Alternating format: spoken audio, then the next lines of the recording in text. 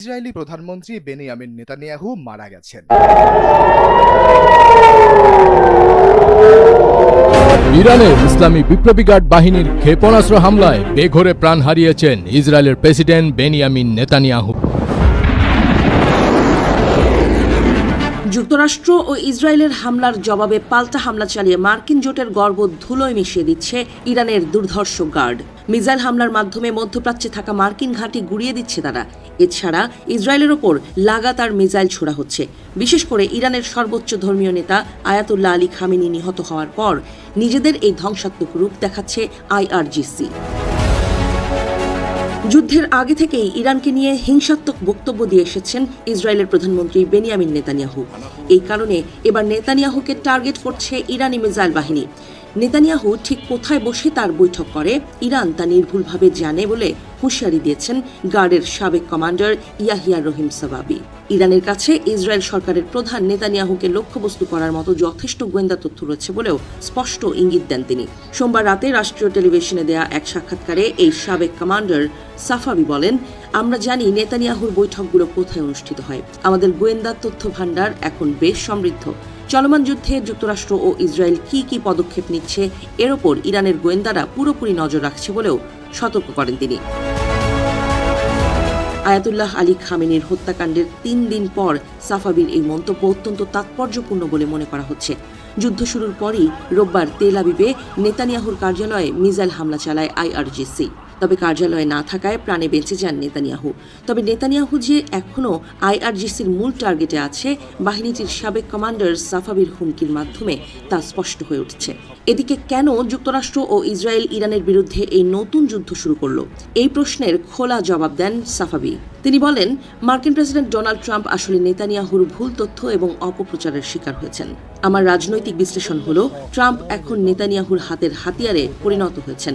তারা ভেবেছিল 2025 সালের 12 দিনের যুদ্ধের পর ইরান দুর্বল হয়ে গেছে, কিন্তু ইরান এখন 10 গুণ বেশি শক্তিশালী। ইরানের সাথে যুদ্ধ হতে যাচ্ছে উত্তর কোরিয়া, রাশিয়া, চীন। বিশ্বের বড় 3টি শক্তি যদি একসাথে হয় তাহলে ইসরায়েল এবং যুক্তরাষ্ট্রের কোনো পাত্তা পাওয়া যাবে না।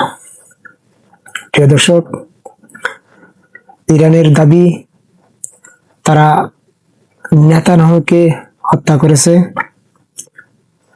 তা নেতানিয়াহুর বাসভবনে হামলা করেছে ইরানের সৈন্যরা।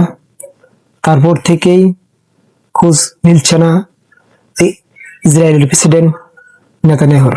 প্রিয় দর্শক, ইতিমধ্যে আপনারা ভিডিওর অংশবিশেষ দেখছেন, অংশবিশেষ দেখেই বুঝতে পারছেন আজকে ভিডিওটা ঠিক কতটা গুরুত্বপূর্ণ হতে যাচ্ছে। 3টি ভবিষ্যৎবাণী করেছেন। প্রথমটি ছিল ডোনাল্ড ট্রাম্পের পুনর্নির্বাচন। দ্বিতীয়টি হল ইরানের বিরুদ্ধে আমেরিকার যুদ্ধ ঘোষণা এবং তৃতীয়টি হল সেই যুদ্ধে আমেরিকার শোচনীয় পরাজয়। প্রথম দুটি ইতিমধ্যে সত্য বলে প্রমাণিত হয়েছে। এবার পালা তাহলে তৃতীয়টির। ভূরাজনৈতিক বিশ্লেষক হিসেবে অতি পরিচিত মুখ অধ্যাপক জিয়াং। তার মতে এই যুদ্ধে শেষ পর্যন্ত মার্কিন যুক্তরাষ্ট্রের পরাজয় ঘটবে, যা বর্তমান বিশ্ব ব্যবস্থাকে চিরতরে বদলে দেবে। বলে রাখা ভালো, তিনি কোনো ধর্মীয় বা আধ্যাত্মিক গুরু টাইপ কিছু নন। সারা দুনিয়ার রাজনীতির হালচাল বিশ্লেষণ করে তিনি তার মতামত দেন। সেজন্য অধ্যাপক জিয়াংয়ের এহেন মতামতকে উপেক্ষা করছেন না কেউই। আসলেই কি তাই? বর্তমান অবস্থা আসলেই কি ইঙ্গিত দিচ্ছে? চলুন যাই বিশ্লেষণে। ইরান গত 20 বছর ধরে অত্যন্ত সুশৃঙ্খলভাবে এই সংঘাতের জন্য নিজেকে প্রস্তুত করেছে। তাদের সামরিক কৌশল কেবল প্রচলিত যুদ্ধের মধ্যে সীমাবদ্ধ না রেখে তারা একে একটি আদর্শিক এবং অস্তিত্ব রক্ষার লড়াই হিসেবে গ্রহণ করেছে। গত বছরের জুন মাসে সংঘটিত 12 দিনের সংক্ষিপ্ত যুদ্ধের অভিজ্ঞতা ইরানকে ইসরায়েল এবং আমেরিকার আক্রমণাত্মক সক্ষমতা সম্পর্কে এক গভীর ধারণা দিয়েছে। তারা তাদের প্রক্সি বাহিনীর মাধ্যমে আমেরিকার রণকৌশল এবং মানসিকতা নিখুঁতভাবে বিশ্লেষণ করেছে। এই দীর্ঘ প্রস্তুতি ইরানকে বর্তমানের যুদ্ধে এক অনন্য সুবিধা এনে দিয়েছে, যেখানে তারা জানে ঠিক কোথায় এবং কিভাবে আঘাত করলে পেন্টাগনের মতো বিশাল সামরিক শক্তিকেও দিশেহারা করে দেওয়া সম্ভব। বর্তমান সংঘাতের একটি অত্যন্ত ভয়াবহ দিক হল ইরানের অর্থনৈতিক যুদ্ধ কৌশল। তারা কেবল সরাসরি সামরিক লক্ষ্যবস্তুতে আঘাত করছে না, তারা বিশ্ব অর্থনীতির প্রাণকেন্দ্র হিসেবে পরিচিত গালফ কোঅপারেশন কাউন্সিল বা জিসিসি-ভুক্ত দেশগুলোর উপরে চাপ সৃষ্টি করছে। জিয়াংয়ের মতে ইরান অত্যন্ত কৌশলে সৌদি আরব, সংযুক্ত আরব আমিরাত এবং কাতারের মতো দেশগুলোর জ্বালানি ও পানি সরবরাহ অবকাঠামোকে লক্ষ্যবস্তু বানিয়েছে। মরুভূমির দেশগুলোর জন্য সমুদ্রের নোনা পানি পরিষ্কার করার প্ল্যান্ট বা ডিস্যালিনেশন প্ল্যান্টটি হল জীবনের মূল উৎস। মাত্র $50,000 মূল্যের ড্রোন দিয়ে যদি রিয়াদের মতো ঘনবসতিপূর্ণ শহরের ডিস্যালিনেশন প্ল্যান্ট ধ্বংস করা হয়, তবে কোটি কোটি মানুষের মাত্র 2 সপ্তাহের মধ্যে পানির অভাবে দেশ ত্যাগে বাধ্য হবে। ইরান মূলত এই দেশগুলোর অস্তিত্বকেই হুমকির মুখে ফেলে দিয়ে আমেরিকাকে এক কঠিন কূটনৈতিক এবং অর্থনৈতিক ফাঁদে ফেলতে চেষ্টা করছে। আমেরিকার অভ্যন্তরীণ অর্থনীতির দিকে তাকালে দেখা যায় এটি এখন মূলত একটি বিশাল বিনিয়োগ চক্রের উপরে দাঁড়িয়ে আছে। গালফ রাষ্ট্রগুলো তাদের তেল বিক্রি করে যে পেট্রোডলার অর্জন করে তা পুনরায় আমেরিকার শেয়ার বাজার এবং বর্তমানের বহুল আলোচিত এআই প্রযুক্তিতে বিনিয়োগ করে।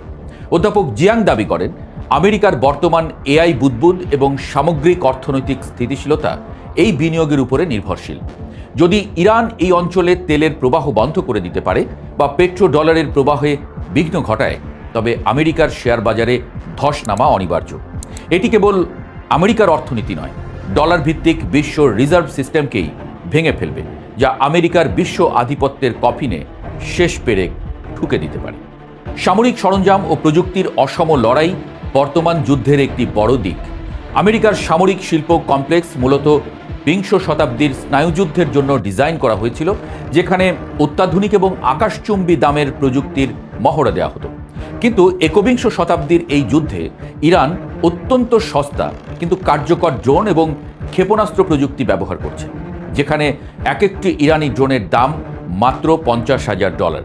সেখানে সেটিকে ধ্বংস করতে আমেরিকাকে এক একটি ইন্টারসেপ্টর মিসাইলের পেছনে মিলিয়ন মিলিয়ন ডলার খরচ করতে হচ্ছে। সম্প্রতি দেখা গেছে একটি মাত্র ইরানি মিসাইল রুখতে 11টি ইন্টারসেপ্টর ব্যবহার করেও আমেরিকা সফল হতে পারেনি। এই যে খরচের ভারসাম্যহীনতা, তা আমেরিকার সামরিক মজুদকে দ্রুত শূন্য করে দিচ্ছে। যুদ্ধের এই অসমতা আমেরিকার সামরিক শ্রেষ্ঠত্বের যে মিথ ছিল তা বিশ্ববাসীর সামনে ধূলিসাৎ করে দিচ্ছে। কথা রেখেছে ইরানের আইআরজিসি। আয়াতুল্লাহ আলী খামেনিকে আন্তর্জাতিক আইন ভেঙে যেভাবে জায়নবাদী ইসরায়েল এবং আমেরিকা CIA মিলিত ষড়যন্ত্র করে খুন করেছে, এই অপরাধের যোগ্য জবাব দেওয়া হবে জানিয়েছিল ইরানের প্রেসিডেন্ট মাসুদ পেজেশকিয়ান। আর সেই কথা রেখেছে ইরানের আইআরজিসি। ঠিক যেমন কথা তেমন জবাব। মধ্যপ্রাচ্যের আমেরিকার 27টি বেসে ইতিমধ্যেই ব্যাপকভাবে মিসাইল এবং ড্রোন হামলা করেছে। আর এই হামলাতে ইতিমধ্যেই 3 দিনের লড়াইয়ে শতাধিক মার্কিন সেনা খুন হয়েছে। একদম ঠিক শুনছেন, যে খবর পশ্চিমী দুনিয়া দিচ্ছে 10টি মার্কিন সেনার মৃত্যু সংবাদ, সেটা 100% মিথ্যা সংবাদ। আইআরজিসি কিছুক্ষণ আগেই আপডেট দিয়ে জানিয়েছে, মধ্যপ্রাচ্যের বিভিন্ন দেশে যে মার্কিন সেনা ছাউনি রয়েছে, সেই সমস্ত সেনা ছাউনিতে ইতিমধ্যেই 500-এরও বেশি মার্কিন সেনা খুন হয়েছে। আর এই খবরে ইতিমধ্যেই আমেরিকা জুড়ে ডোনাল্ড ট্রাম্পের বিরুদ্ধে ব্যাপক আন্দোলন শুরু হয়েছে।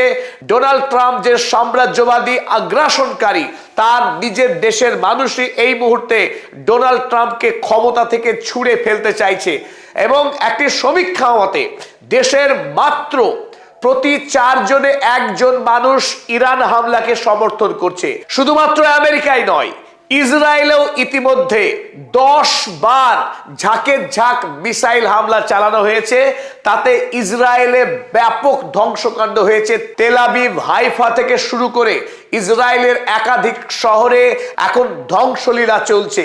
আর এই খবরকে চেপে রাখার জন্য মরিয়া বেঞ্জামিন নেতানিয়াহু দেশে আইন করে ছবি তোলা বন্ধ করেছে ধ্বংসপ্রাপ্ত বাড়ির এবং মৃত ব্যক্তির, যাতে করে ইরান না জানতে পারে ইসরায়েলের অবস্থা কত করুণ হয়েছে। যদিও এই সমস্ত খবর ইরানি ইন্টেলিজেন্সের কাছে সবটাই পরিষ্কার।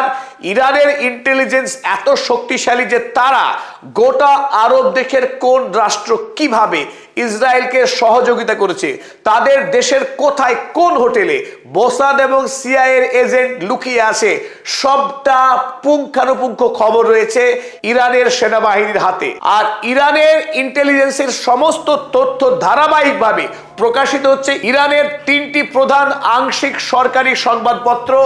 1 নম্বর IRNA news agency, Mehr news agency এবং তাসনিম নিউজ এজেন্সি। আপনারা নিজেরাও চাইলে এই 3 সংবাদ সংস্থার ওয়েবসাইটে গিয়ে নিজেরাও চেক করতে পারেন যে দাবি আমরা করছি তার সত্যতা কতখানি।